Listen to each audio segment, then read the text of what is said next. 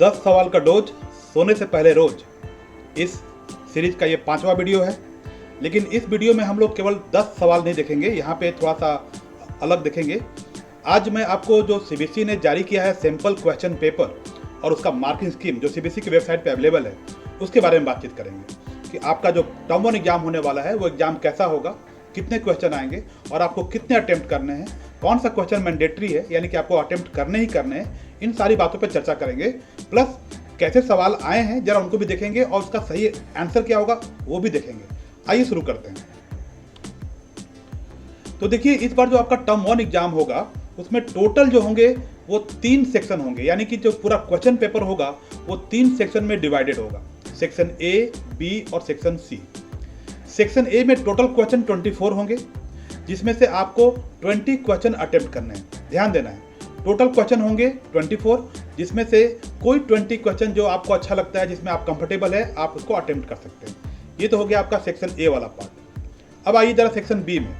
Section B में भी आपके 24 क्वेश्चन होंगे और आपको 20 क्वेश्चन अटेम्प्ट करने हैं। लेकिन यहाँ पे एक खास बात है, जो मैप वाला क्वेश्चन है, क्वेश्चन नंबर 25, 26, 27, 28, 29, ये जो मैप वाला क्वेश्चन है इसको अटेम्प्ट करना मैंडेटरी है, यानी कि आपको अटेम्प्ट करना ही करना है।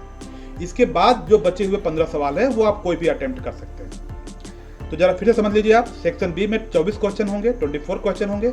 उनमें से क्वेश्चन नंबर 25, 26, 27, 28, 29 ये 5 तो आपको अटेम्प्ट करने ही करने हैं। उसके बाद जो रह गए 15 वो आप कोई भी अटेम्प्ट कर सकते हैं। अब आइए सेक्शन सी में। यहाँ पे टोटल 12 क्वेश्चन होंगे, 12 क्वेश्चन होंगे, जिसमें से आपको 10 अटेम्प्ट करने हैं। लेकिन यहाँ भी आपको ध्यान देना है कि जो सोर्स बेस्ड क्वेश्चन है, क्वेश्चन नंबर 49, 50, 51, 52, 4 क्वेश्चन, ये 4 क्वेश्चन आपको अटेम्प्ट करना कंपलसरी है। और जो रह गया 6 क्वेश्चन वो आप कोई भी अटेम्प्ट कर सकते हैं। तो आप क्या देख रहे हैं कि जो पूरे सवाल होंगे, जो पूरा क्वेश्चन होगा, उसमें टोटल 60 क्वेश्चन होंगे, जिसमें से आपको 50 क्वेश्चन अटेम्प्ट करना है। ये बात समझ में आ गई आपको कि टोटल आपको 50 क्वेश्चन अटेम्प्ट करना है। कौन सा मैंडेटरी है आप वो भी समझ रहे हैं। अब आइए जरा देखिए कि कितने मार्क्स का होगा। आपका टर्म 1 एग्जाम जो होगा वो 35 मार्क का होगा और टोटल कितना क्वेश्चन आपको अटेम्प्ट करना है, 50 क्वेश्चन। यानी कि अगर आपने एक सही आंसर दे दिया तो उसके लिए आपको 1 मार्क नहीं मिलेगा, बल्कि आपको मिलेगा केवल 0.7 मार्क। ये याद रखना है कि आपने अगर एक करेक्ट आंसर दिया है तो उसके लिए आपको 0.7 मार्क्स ही मिलेगा। सीबीएसई ने कहा है कि कोई नेगेटिव मार्किंग नहीं होगी, इसलिए आप कोई भी क्वेश्चन को छोड़ के मत आइएगा। आपको आंसर अगर नहीं भी पता है तो फिर भी थोड़ा सा गेस करके, थोड़ा दिमाग लगाकर आप उसको अटेम्प्ट कर कर ही आइएगा। और इन सारे सवाल को पूरा करने के लिए आपको जो समय मिलेगा वो होगा 90 मिनट का, यानी कि 1.5 घंटे का समय। 50 क्वेश्चन आपको 1.5 घंटे के अंदर सॉल्व करना है। तो सीबीएसई का जो सैंपल क्वेश्चन पेपर है जो वहाँ पे वेबसाइट पे अवेलेबल है, इसका लिंक भी नीचे डिस्क्रिप्शन में दिया हुआ है, आप वहाँ से डाउनलोड कर सकते हैं क्वेश्चन पेपर भी, और मार्किंग स्कीम में डाउनलोड कर सकते हैं। और जो क्वेश्चंस आया है वहाँ से हमने कुछ क्वेश्चंस लिए हैं और उसका आंसर भी यहाँ पे लिया है। तो चलिए आइए देखते हैं। ये है सीबीएसई सैंपल क्वेश्चन पेपर का पहला question, question number 1। Which of the following union territories has the highest density of population? इसका आंसर हो जाएगा NCT Delhi, national capital territory Delhi, option A. ये सैंपल पेपर का दूसरा क्वेश्चन है। Arrange the following approaches in sequential order according to their development: spatial organisation, regional approach, areal differentiation and humanistic approach. यानी कि पहले कौन सा डेवलप हुआ, बाद में कौन सा और फिर उसके बाद में कौन सा, इस सीक्वेंस में आपको इसको अरेंज करना है। तो इसका राइट आंसर हो जाएगा सी, यानी कि 2, 3, 1, 4। 2 कौन सा हो गया, यानी कि सबसे पहले रीजनल अप्रोच, उसके बाद एरियल डिफरेंशिएशन, उसके बाद स्पेशियल ऑर्गेनाइजेशन और लास्ट में आ जाएगा आपका ह्यूमरिस्टिक अप्रोच। तो इसको जरा याद कर लेंगे। सिंपल पेपर से 2 या 3 क्वेश्चन आते ही आते हैं, तो इसको जरूर आप याद रखेंगे। सिंपल पेपर का ये तीसरा क्वेश्चन है। Panna, Para, Pali, Nagla and Dhani are example of which of the following settlement? ये बहुत ही आसान सवाल है। तो ये सेटलमेंट चैप्टर से है। इसका राइट आंसर हो जाएगा ऑप्शन डी, हैमलेटेड सेटलमेंट्स।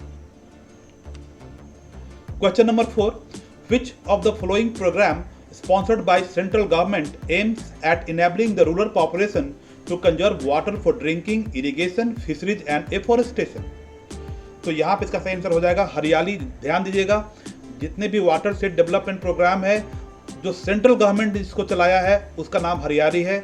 बाकी जो अरवरी पानी संसद है ये राजस्थान के अलवर जिले में चलता है, नीरू आंध्र प्रदेश में है, तो सेंट्रल गवर्नमेंट का ये नहीं है, लेकिन जो हरियाली है वो सेंट्रल गवर्नमेंट का प्रोग्राम है।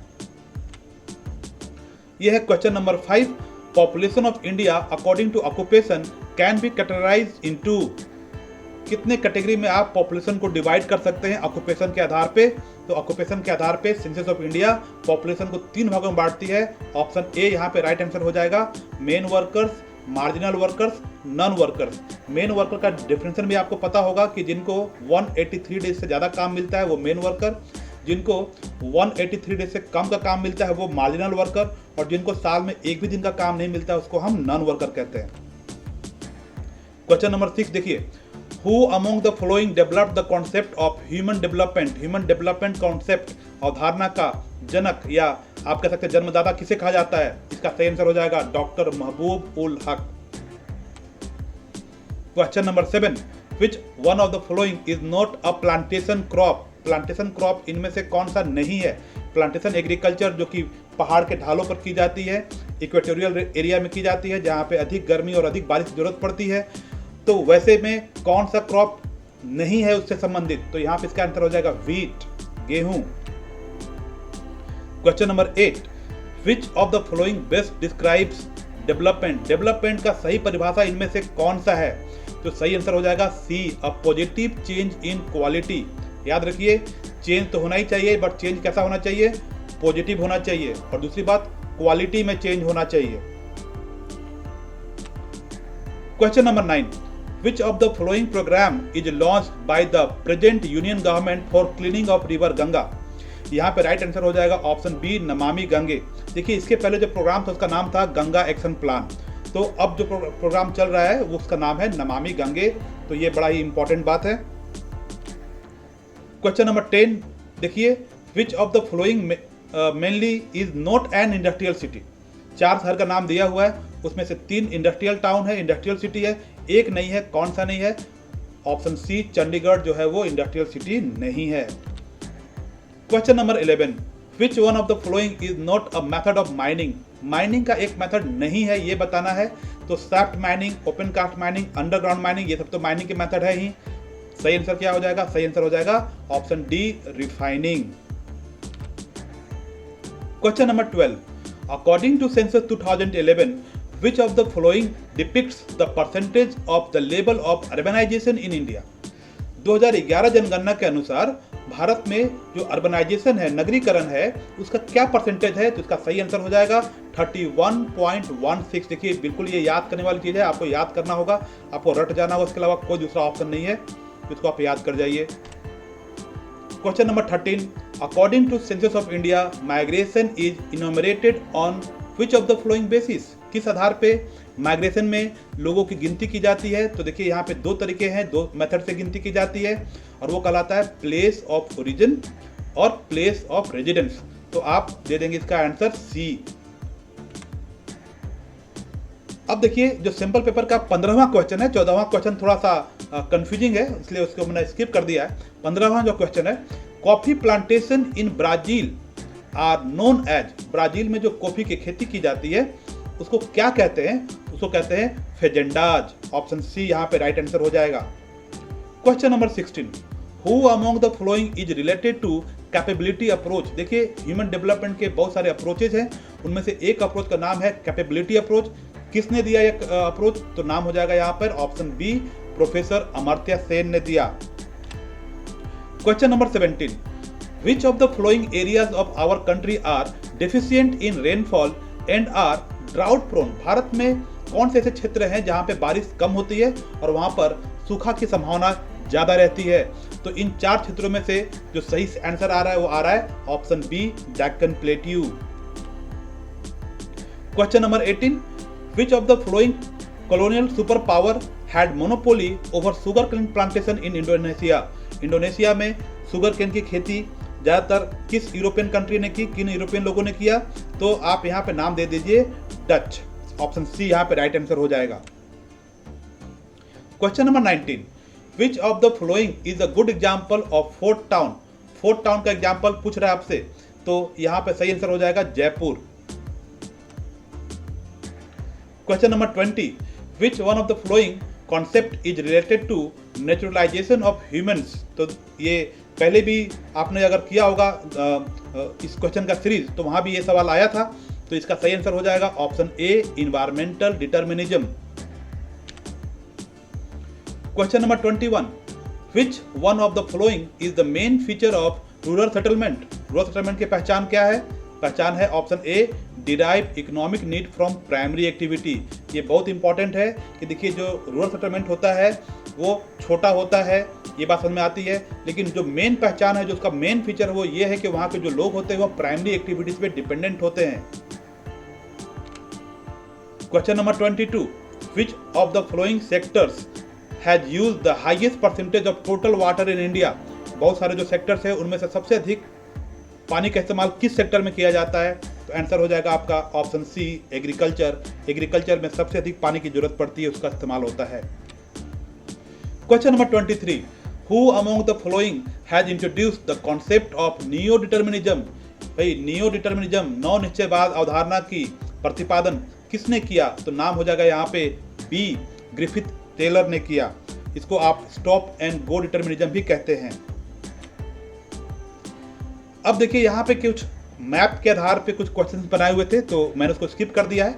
आप डिस्क्रिप्शन में दिया हुआ है क्वेश्चन पेपर का लिंक, सीबीएसई का वो लिंक दिया हुआ है, आप वहां से डाउनलोड कर सकते हैं और उन मैप को जरा एक बार आप देख सकते हैं। अब सिंपल पेपर का ये है क्वेश्चन नंबर 31। क्या कह रहा है? विच of the flowing pair is not correctly match, यानी कि 3 सही से मैच किया हुआ है, एक मैच नहीं है। क्या दिया हुआ है? एक तरफ दिया हुआ है पिलर्स ऑफ ह्यूमन डेवलपमेंट और इधर दिया हुआ राइट हैंड साइड में उसका इंडिकेटर्स। तो यहाँ पे देखिए जो सी है वो ठीक से मैच नहीं है। लिखा हुआ productivity, resources must be use keeping in mind future, ये दोनों मैच नहीं कर रहा है। बाकी 3 मैच कर रहा है, तो मैच कर रहा है तो आपको तीनों को याद कर लेना है। Question number 32, each community occupies a well identified territory as a matter of tradition.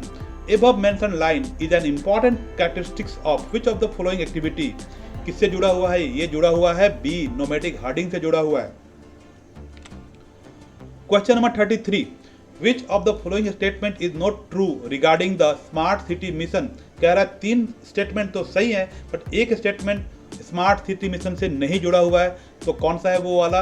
वो है option D, increase in unemployment. तो ऐसा कोई बात वहां पे नहीं कही गई है, तो ये वाली बात आप टिक लगा सकते हैं।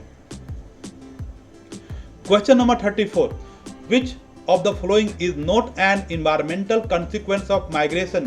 देखिए आपने पढ़ा है माइग्रेशन और वहां पे आपने पढ़े हैं कंसिक्वेंसेस ऑल्सो, कि उसके क्या परिणाम होते हैं। तो इसमें से कौन सा एक परिणाम इन्वायरमेंटल परिणाम नहीं है? तो इसका आंसर हो जाएगा B, mixing of diverse culture. ये एक्चुअली कौन सा हो जाएगा? ये हो जाएगा आपका सोशल कल्चरल कंसिक्वेंसेस, है ना। Question number 35, in Himalayan regions which of the following tribes are linked with activity of transhumance. Transhumance आप जानते हैं कि जो नोमैडिक हर्डर्स होते हैं वो गर्मी के दिनों में पहाड़ के ऊपरी भागों में, चोटियों में चले जाते हैं और वहाँ अपने जानवर को घास चराते हैं, और सर्दी के समय जब ठंडक बढ़ जाती है, बर्फबारी होने लगती है, तब वो पहाड़ से नीचे वैली में आ जाते हैं। तो इस तरह के माइग्रेशन को ट्रांसह्यूमन्स कहते हैं। तो भाई हिमालयन एरिया में ये वाला काम कौन सी जनजाति करती है? सही आंसर हो जाएगा सी, बकरवाल। बाकी जो आप 3 देख रहे हैं ये ट्राइब्स जरूर है, लेकिन ये हिमालयन एरिया में नहीं रहते हैं। ये भारत के मैदानी भागों में, आपके झारखंड, मध्य प्रदेश में मिलते हैं, राजस्थान में मिलते हैं। क्वेश्चन नंबर 37 देखिए, this age was marked by use of computers and sophisticated statistical tools. Laws of physics were often applied to map and analyse. Select the correct option. तो भाई ये किससे जुड़ा हुआ है? ये जुड़ा हुआ है आपका स्पेशियल ऑर्गेनाइजेशन से, यानी कि इस अप्रोच में कंप्यूटर का और कई तरह के टूल्स, मैथमेटिकल टूल्स आदि का काफी इस्तेमाल भी हुआ था। Question number 38, in which of the following streams of migration females predominate in both intrastate and interstate migration. तो यहां पे आ जाएगा आपका option C, rural to rural migration. Question number 39, which of the following column is not match correctly. कौन सा match ठीक से नहीं है वो ढूंढ के निकालना है। तो यहाँ पे हो जाएगा आपका option D, viticulture rearing of fish, ये गलत हो गया। विटीकल्चर होता है कल्टीवेशन ऑफ ग्रैप्स। बाकी 3 सही है, तो 3 सही, तो क्या करेंगे आप उसको अच्छे से याद कर लेंगे। अब आते हैं जरा सा क्वेश्चन नंबर 44 पे। In the year 2015 a policy was formulated for the adolescents to give them proper guidance and the better development of their talent. Select the correct answer. वो कौन सा प्रोग्राम था, वो कौन सा पॉलिसी था? तो हो जाएगा option A, skill development and entrepreneurship. Question number 45 जरा देखते हैं। विच of the flowing pair is not match correctly? कौन सा मैच ठीक से नहीं है? तो यहाँ पे आ जाएगा आपका ऑप्शन सी, कोलकाता। कोलकाता का डेवलपमेंट कल्चरल बेसिस पर नहीं हुआ था। इसके अलावा कुछ वहाँ पे आप ग्राफ से जुड़े हुए क्वेश्चन है या फिर टेबल दिया होगा, टेबल से कुछ क्वेश्चन जुड़े हुए होंगे, यानी कि इसके लिए आपको आंसर याद नहीं करना है, वहीं पे आंसर दिया हुआ है और आपको वहीं से आंसर ढूंढ के निकालना है और ऑप्शन में ABCD को आपको करेक्ट करना है, इसको टिक लगाना है। तो ये थे आपके कुछ क्वेश्चंस जो CBSE के सैम्पल पेपर्स में दिए हुए थे। CBSE का सैम्पल पेपर डाउनलोड करने के लिए अवेलेबल है। आप सीधे CBSE के साइट पर जाएं और वहाँ से डाउनलोड करें, या मैंने दिया है आपका लिंक डिस्क्रिप्शन में, आप वहाँ से डाउनलोड कर लें। लेकिन इधर उधर से आप सर्च करके डाउनलोड मत करें, क्योंकि आप जानते हैं इंटरनेट पे कई सारे वेबसाइट्स हैं और अलग अलग नामों से cbseindia.com या cbseguide.com ऐसे बहुत सारे वेबसाइट्स हैं, और जहाँ पे आपको ट्रू इन्फॉर्मेशन नहीं मिलता है। इसलिए CBSE से जुड़ा हुआ कोई भी जानकारी बेहतर होगा आप सीधे CBSE के लिंक से ही डाउनलोड करें। चलिए, तो आज के लिए इतना ही। Thank you very much.